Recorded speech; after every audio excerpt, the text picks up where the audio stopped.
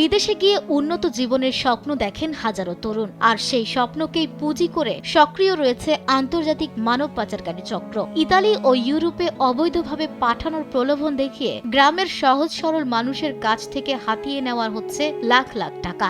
এমনই প্রতারণার শিকার হয়েছেন কুমিল্লার মনোহরগঞ্জের 6 যুবক। ইতালিতে পাঠানোর আশ্বাস দিয়ে প্রতিজনের কাছ থেকে 18 থেকে 20 লাখ টাকা নিয়ে লিবিয়া প্রবাসী দালাল মানিক মিয়া তাদের লিবিয়ায় নিয়ে মানব পাচারকারী চক্রের হাতে তুলে দেওয়ার অভিযোগ উঠেছে। ভুক্তভোগীদের পরিবার জানায়, ইতালির বদলে তাদের লিবিয়ার একটি বন্দি শিবিরে আটকে রেখে চালানো হচ্ছে নির্মম নির্যাতন। ইমো ও হোয়াটসঅ্যাপে নির্যাতনের ভিডিও পাঠিয়ে 6 যুবকের মুক্তির জন্য প্রায় 1.5 কোটি টাকা মুক্তিপণ দাবি করছে পাচারকারীরা। এই দালাল চক্র আমাদের গ্রামটারে পুরা বিচ্ছিন্ন তৈরি করে ফেলাইছে। দালাল চক্র আমাদের গ্রামে ঘরে ঘরে আসে না, কোনে কোনে ঢুকে গেছে। আমাদের ছেলেগুলোরে আসে না, আমাদের এই যে কিছু হ্যাঁ ইটালির ফলবান দেখে লিবিয়া নিয়ে দালালেরা কি করে ওখানে জিম্মি করে ফেলে। প্রথম তো আপনার টাকার লাই খালি করতে আছে 27 লাখ টাকা দিবি, না দিলে তোর হোলারে মারিলিম। তোরা 27 লাখ টাকা হারাবি, আমরা যে মুহূর্তে কইম আমরা লম্বর দিম, এই লম্বরে তোরা আমাকে টাকা ভাড়া দিবি। তখন আমরা কইছি দেন দেন বাবা ইয়ো আমরা আল্লাহ দোয়াই দি কই আর উত্তরে মারগে না, আর উত্তরে জানবি কে দেন। প্রথম কয়দিন মারছে, অনেক মারছে, আমাদের ফোন দেয়। আর আমরা যদি বাড়তি কোনো কথা কই তখন হিগের মারা শুরু করে, ফাঁসে দিয়ে কথা কইলে মারা শুরু করে। তো হিগে শুধু কইতেছে যে তোরা বেশি কথা কইছে, তোরা বেশি কথা কইলে আমার ঘর মারায়। তো এভাবে অনেকদিন জিম্বি করি মারতেছে। পরে কিছুদিন ধরে শুধু ভিডিও করে ফাটাইতেছে, ভিডিও কোনো বেশিক্ষণ রাখে না।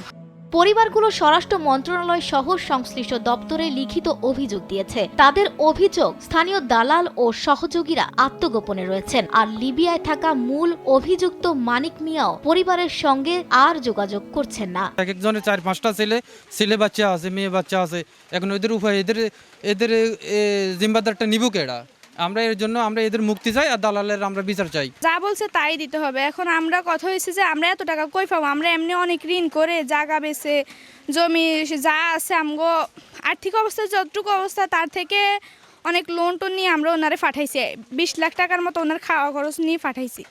মনোহরগঞ্জ থানার ওসি মাকসুদ আহমেদ এবং উপজেলা নির্বাহী কর্মকর্তা গাজালা পারভিন রুহি জানিয়েছেন, লিখিত অভিযোগ পেলে তদন্ত করে প্রয়োজনীয় আইনগত ব্যবস্থা নেওয়া হবে। তারা আমাদের কাছে কোনো লিখিত অভিযোগ দেয়নি, আমরা লিখিত অভিযোগ পেলে তদন্ত সাপেক্ষে আইনানুগ ব্যবস্থা গ্রহণ করব। যেহেতু এটা অন্য দেশে আটক, এটা ফরেন মিনিস্ট্রির মাধ্যমে অথবা বৈদেশিক কল্যাণ মন্ত্রণালয়ের মাধ্যমে হবে। দ্বিতীয় যে বিষয়টা, দালালের মাধ্যমে এই ধরনের কোনো প্রমাণ পেলে, অভিযোগ পেলে অবশ্যই আমরা ব্যবস্থা গ্রহণ করব।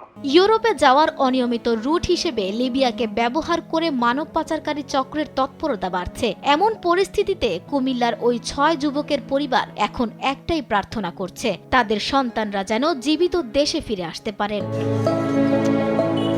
নিউজ ডেস্ক, দেশ টিভি।